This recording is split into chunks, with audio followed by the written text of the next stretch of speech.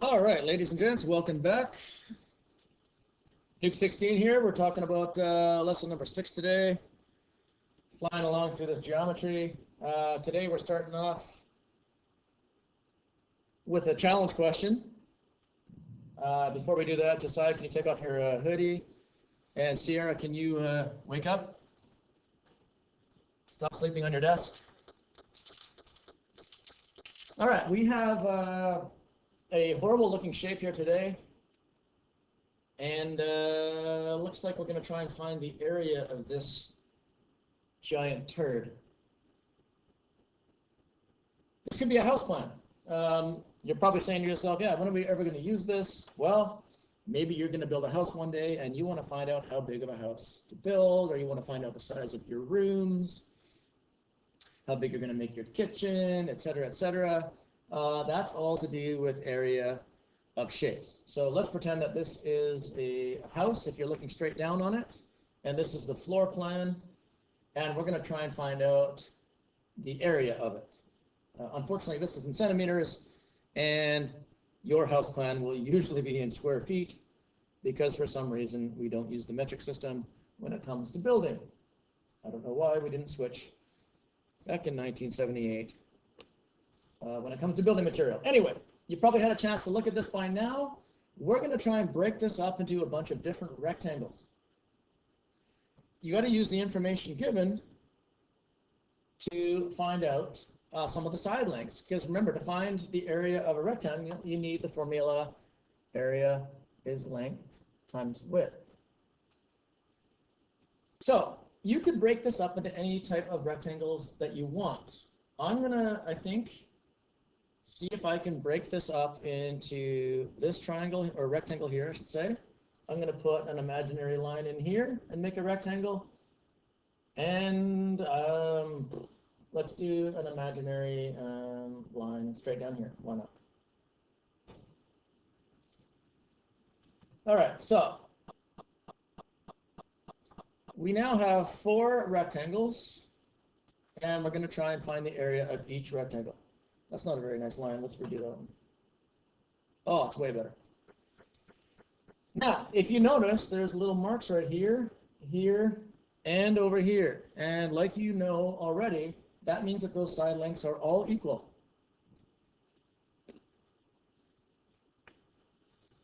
That means that they are all 12, because this one says it's 12. So that's in luck, because now we know that this rectangle right here, length times width, we know is 10 times 12. And we can do that in our head, just add a 0 to the 12. And that's going to be 120 centimeters squared. Good, one done already. This one over here is pretty easy as well, because we've got the dimensions. We've got 9 is the width and 45 is the length. All we need to do then is multiply 9 times 45, and we've got 405 is the area of this one. We've got 2 of the 4 done. We're halfway there. Now, the next one is a little bit more difficult because we only have this distance of 12. We don't know what this distance is because it's not given.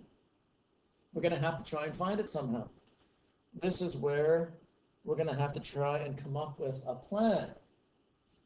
Now, if you look carefully, over here, it says that this is 45 centimeters, and this section is 12.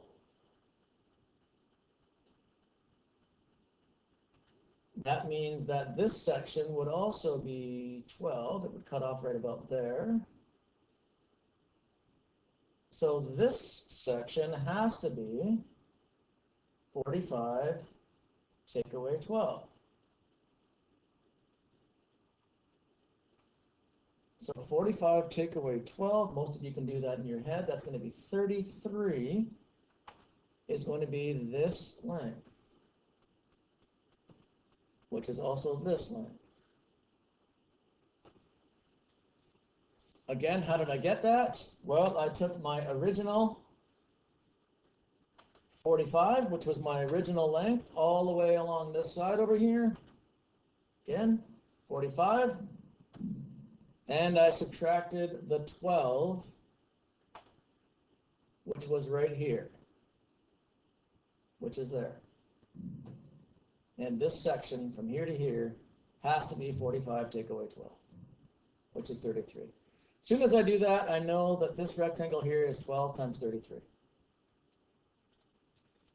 Use your calculator, 396. Remember, this was a 5 here. That's an ugly 5, but a 5 indeed. So now we've got 3 of the 4 done. We just need to find this. Oh, look at that. We've got the height of this rectangle, which is spectacular. That's 52. And we will multiply that by 65, right? No, we will not multiply that by 65. Hopefully I didn't fool any of you. 65 is the entire length all the way from here to here. But we don't have the entire 65. We only want this section from here to here. So we're going to have to subtract these other sections, this one, and this one, from our 65. So I'm going to take 65 and subtract this one over here, which we know is 10. This one over here, which we already know is 12. And this one over here, which we know is 9. And that should tell me this piece right from here to here. So let's do that. Use your calculator if you need to. That's why you have it. 65 minus 10, which is 55, minus 12, which is 43, minus another 9, which is 34. That means this section is 34. And the height is 52. Again, this 52 really can go over here, if I could grab it and drag it. It doesn't really need to be in the middle. So it's 52 by 34. And use your calculator, and that gives you 1768. That's a big amount. Centimeters squared. And that makes sense because it's the biggest rectangle. So we just need to add all those up and we'll have a grand total of area. So our area equals 1768 plus 120 plus 396 plus 405 for a grand total of 2689.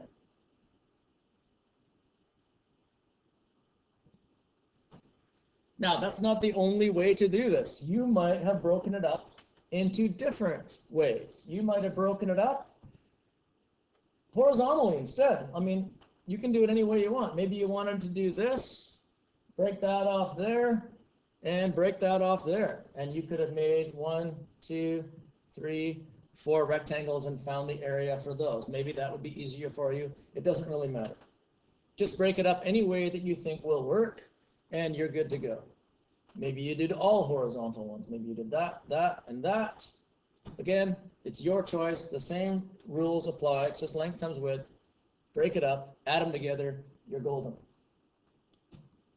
Today, our actual lesson, because that was just a challenge question, our actual lesson is how do you find the area of a parallelogram?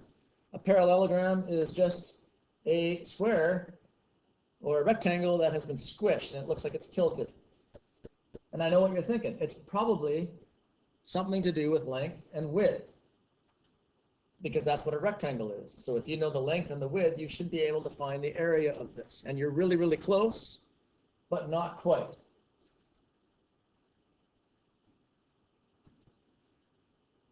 So we just explained that, so let's move on. For finding the area of a parallelogram, you need to know the base, which is the distance along the bottom, and the height, which is the distance across. And the height is not necessarily the same as the diagonal end. Notice that this diagonal end is 8, but the height here is 7. So we want to use these numbers, the base and the height, and multiply those together. So in this question, our area would be base of 12 times 7, which would give us 84 centimeters squared.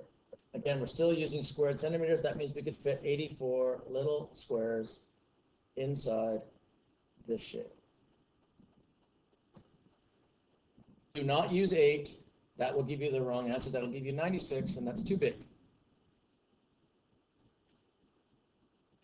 If you think about it, the more squished that this becomes, the smaller and smaller the area is. If this was squished down to a real small parallelogram, notice that this area is much smaller than this area. Therefore, the height here is what you would use of the small parallelogram. Anyway, let's not be confused by that. Let's see if we can calculate some of these parallelograms.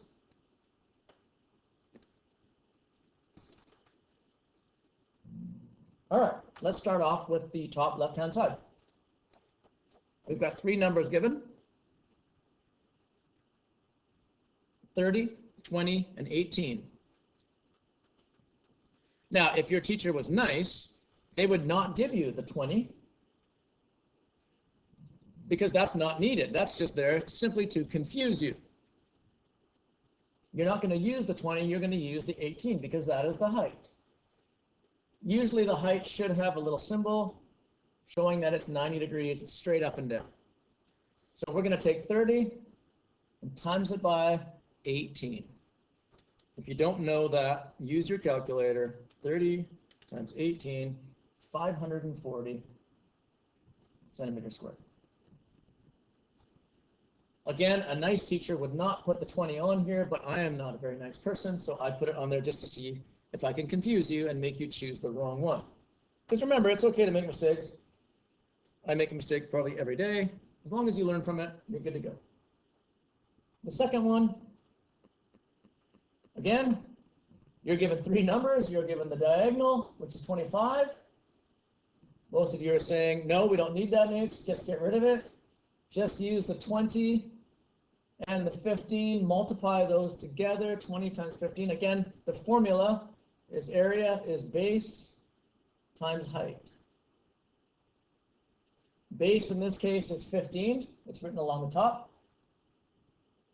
And height is 20. So 15 times 20, that's 300 centimeters squared.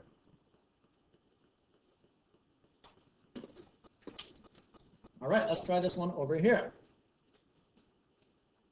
Again, you're given the angle side. You don't need that. Throw it away. We only need the height and the base. So we need 50 times 12. Again, base times height. And 50 times 12 is 600 centimeters squared. That would be this whole area. And finally, over here on the right, it looks like a horrible parallelogram on its side. It's vertical instead of horizontal. Don't worry about it. There's 3 numbers given just to try to confuse you, but you only need 2 of them. Which one don't you need? Well, hopefully you're saying to yourself, I don't need that lousy 12 because it's on the angle and I need the base and the height, which goes exactly perpendicular at 90 degrees. So 80 times 10 is your formula. Area is base times height. I'm just writing this out so that it gets ingrained into your head. The base is 80. The height is 10. I multiply those together. I get 800 centimeters squared. How easy is that? Really easy. You're probably saying this is too easy for somebody of my intelligence. Well, probably we're not going to give you something that easy for the rest of this chapter. We're going to have shapes that have a whole bunch of junk all combined.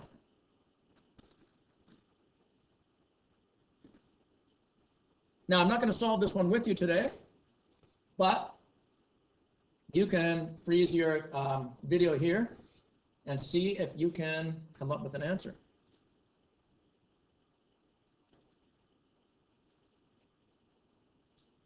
Good luck. that is the end of this. I will have a worksheet for you to try. So I'll talk to you soon.